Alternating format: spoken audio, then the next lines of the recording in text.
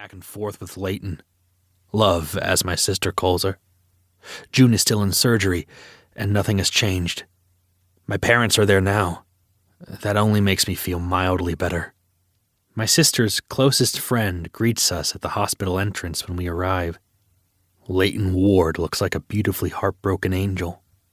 She's the most gorgeous woman I've ever laid eyes on, with long, wavy strands of blonde hair that show a hint of strawberry in the right sunlight.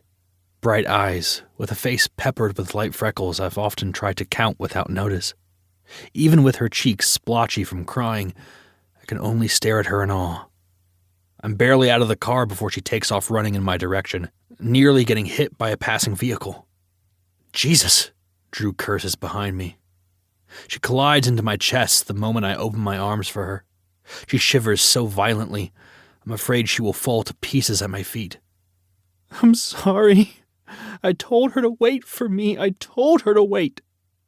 Take us to her, I tell her, brushing the wild hairs away as they stick to her tear-stained face.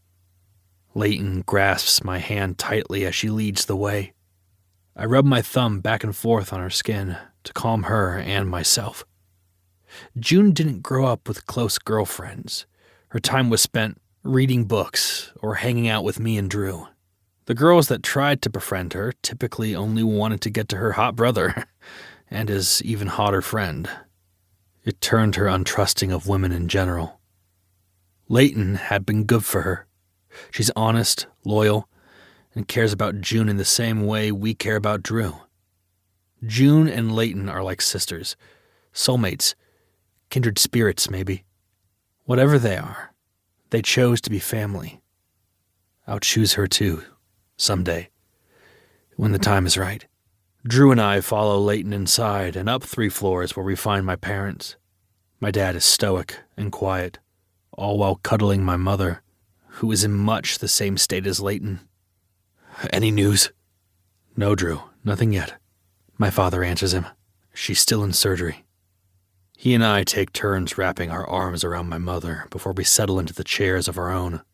Leighton takes the seat next to me, fidgeting with her hands. I reach over and steady them with my own.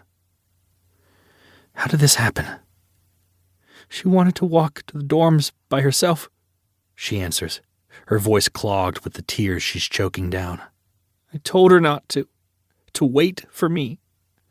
Not even an hour later, I was on my way back when I saw the police and the ambulance.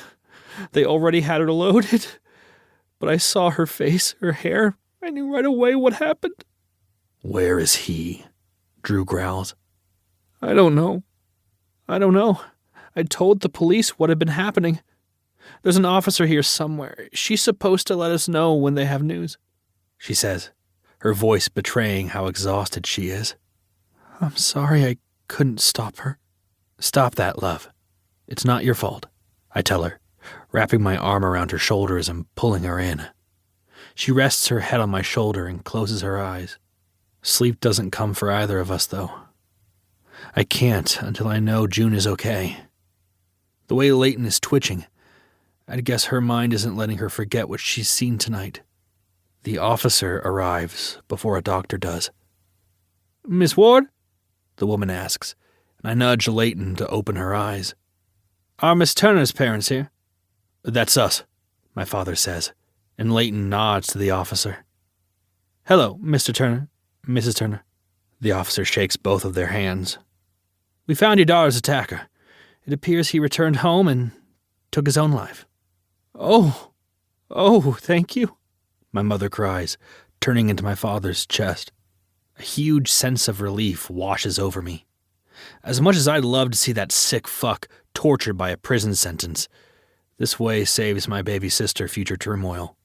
Plus, he'll never be able to hurt anyone again.